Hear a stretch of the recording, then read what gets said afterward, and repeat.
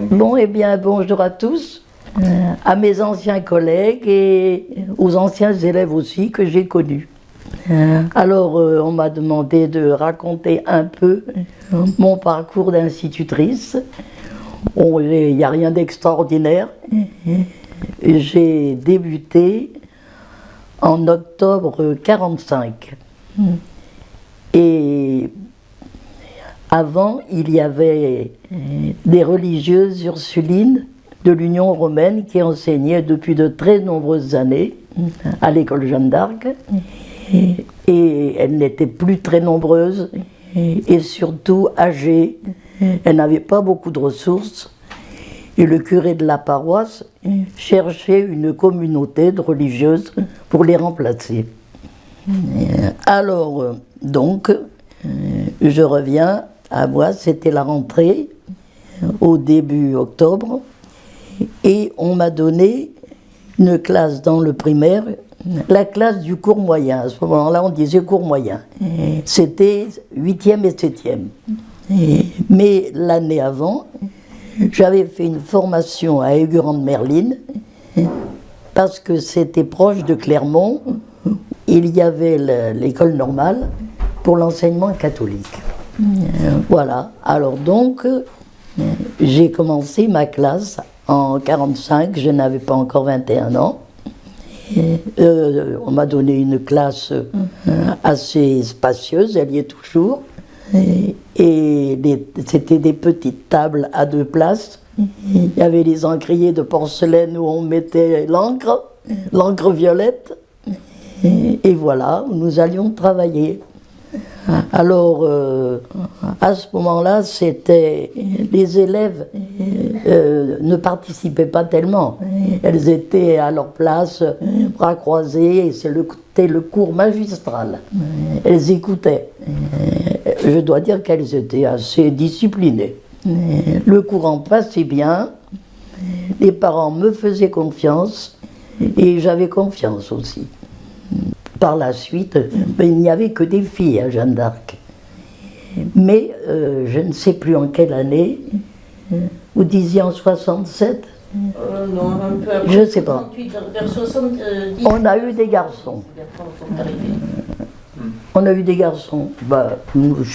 Dans le primaire, ça n'a pas fait beaucoup d'éclat. Ils étaient. Moi, j'en ai eu au début 3 ou 4. C'est tout. Après, d'autres sont venus. Alors, bien entendu, ils étaient un peu intimidés devant toutes ces filles. Mais ça n'a peut-être pas duré, je ne sais pas.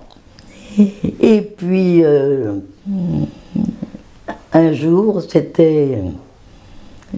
il y avait une foire, et des forains avaient des enfants, ils les envoyaient toujours un petit peu à l'école. Ça durait 2-3 jours. Alors moi, j'en ai reçu un. Il avait peut-être 13 ou 14 ans, et bon, il savait presque pas lire et écrire, mais étant donné sa taille, on ne pouvait pas le mettre à l'école maternelle pour apprendre à lire. Alors il est venu dans ma classe, je l'ai mis au fond parce qu'il n'y avait pas beaucoup de place ailleurs, et puis j'ai fait faire des copies.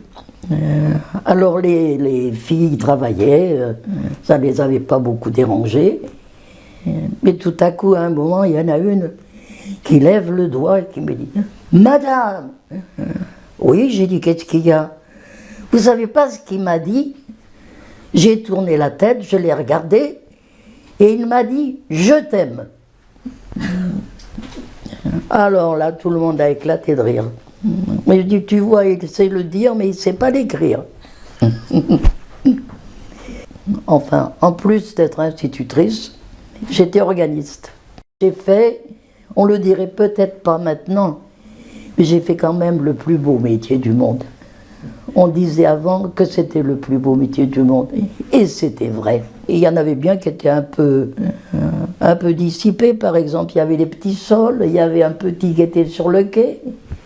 Enfin, quand ils étaient en classe, bon, ils savaient qu'il fallait se tenir tranquille, écouter. Encore ce matin, je suis allée chercher le pain, il y avait Nathalie Brou qui me dit « Bonjour maîtresse !» Oh, j'ai dit, ça me fait du bien de m'entendre appeler maîtresse. Ah oui, il m'appelait maîtresse. En tout cas, ce que je sais, c'est que chaque fois qu'on allait en vacances, on sortait toutes les tables dans la cour. Il fallait gratter le dessus s'il y avait des taches, et le plancher aussi. Il y avait des planchers qui étaient quand même vieux.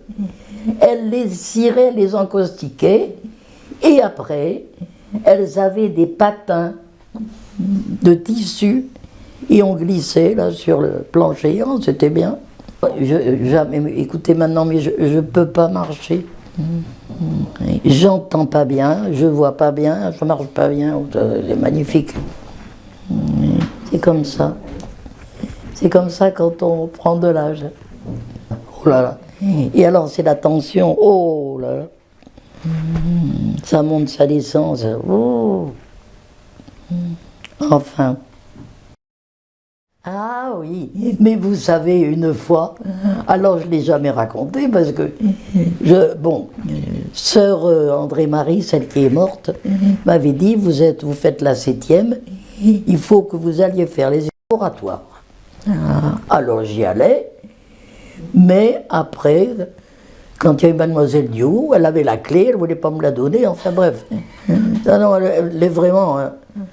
comme directrice, vous savez. Bon, alors, vous voyez ce que je voulais dire. Oui, alors je voulais leur faire la distillation de l'eau. J'ai apporté un petit réchaud de chez moi, je l'ai mis sur mon bureau, et puis alors j'ai adapté des tubes, et puis de façon à ce qu'ils retombent dans un milieu réfrigérant. Alors, on a bien fait la distillation, elles ont vu les bulles d'air, etc. L'eau se transformait en vapeur et puis retombait sous forme de liquide. Alors, à un moment, j'en ai appelé une. J'ai dit, alors viens, tu vas répéter ce que j'ai dit. Et en disant, je tape sur le ballon. Il se débouche, comme une bombe. Il est allé au plafond. Il a fait un trou. Là, là. Alors, les gosses rigolaient. Bon, parler. J'en ai pas parlé. Un jour, sœur Annonciata vient. Elle dit comme ça. C'est drôle. J'ai jamais vu ce trou. Elle devait savoir. Je me suis bien gardé de lui dire. Ah mais j'ai pas recommencé de faire des expériences à ma classe. Hein. C'était plutôt dangereux. Hein. Et puis les années ont passé. Et c'était le moment de prendre la retraite. Alors les élèves m'ont fait une petite fête et ils m'ont chanté « Adieu, monsieur le professeur, on ne vous oubliera jamais ». Eh bien moi non plus, je ne les oublierai jamais. Voilà.